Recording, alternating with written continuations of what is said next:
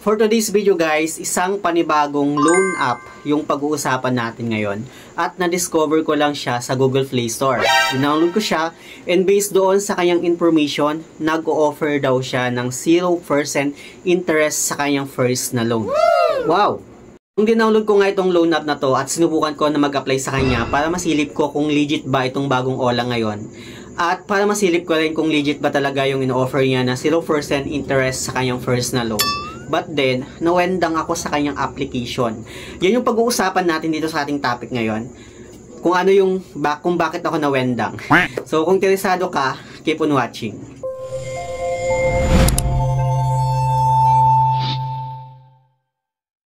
Hello guys, it's Ciel Mariano and welcome back to my YouTube channel.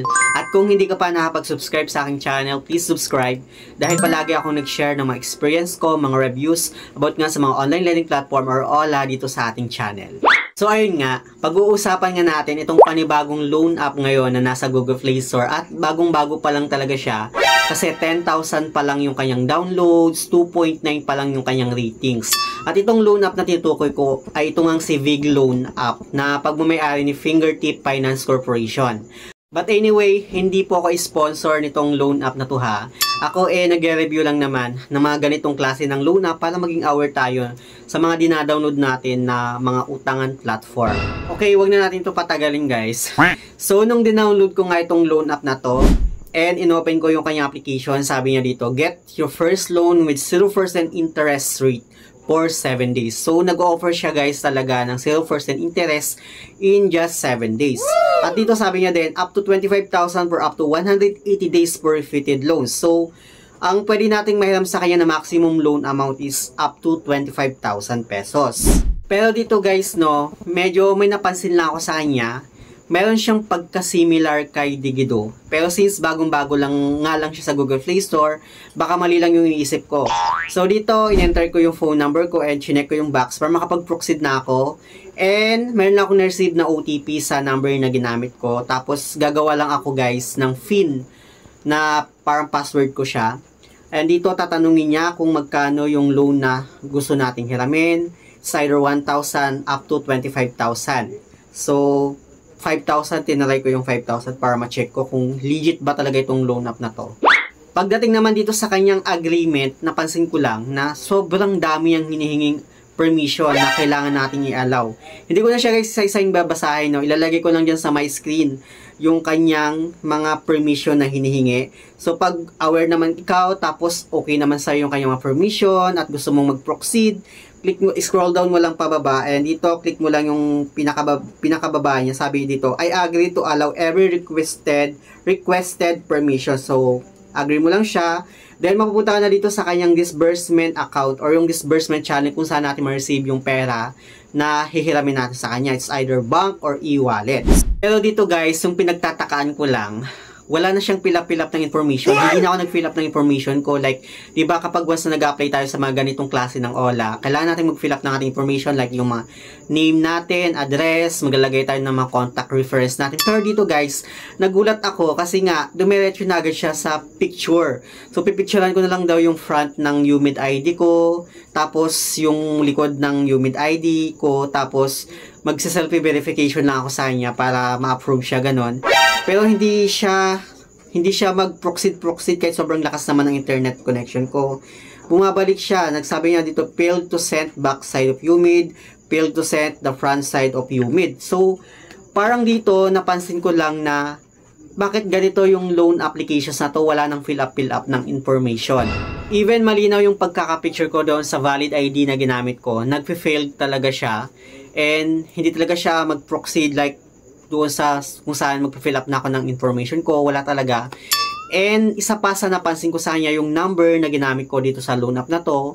Then pagdating sa kanyang disbursement channel, yung number na ginamit ko, yun na yung magiging account number mo sa GCash if ever na GCash yung pipiliin mo na disbursement channel. So, ang ginawa ko, nag-log out ulit ako sa loan app na to, then ginamit ko yung cellphone number ng GCash ko para yun yung magiging disbursement channel ko. Pero hindi ako naka-receive ng code sa kanya.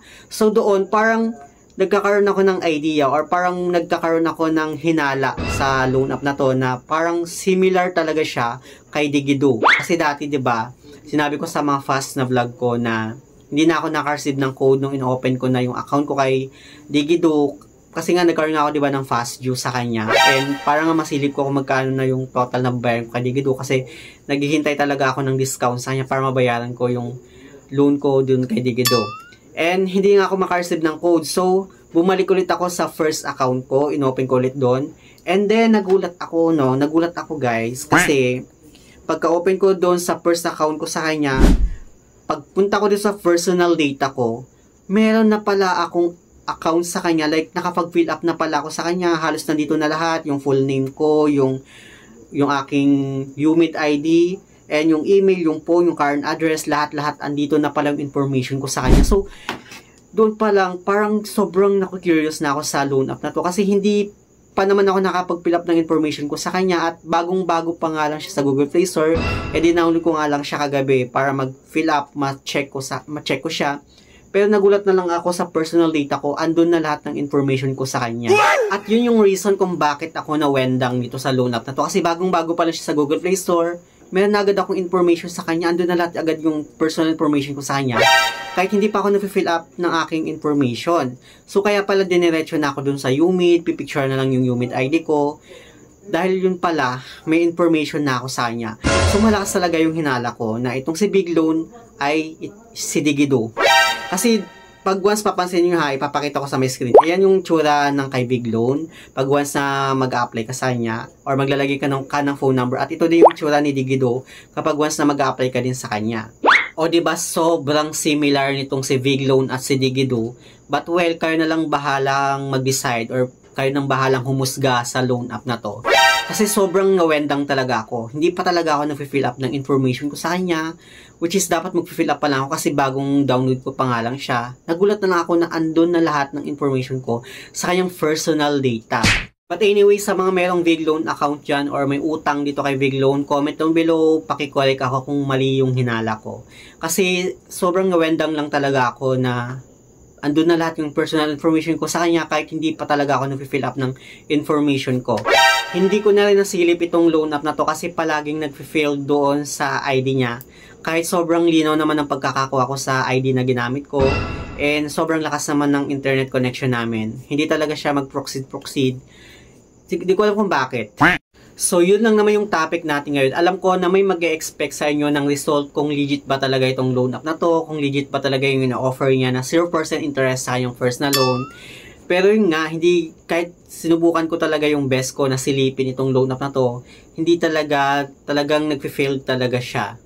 But well, i-update ko na lang kayo if ever na okay na yung loan app na to or makapag-proceed na ako sa kanya para masilip talaga natin siya. So yun lang naman sa mga hindi pa pala nakapag-subscribe sa aking YouTube channel. Please don't forget to like, share, subscribe. Click the notification bell para lagi kang updated sa aking masusunod na video.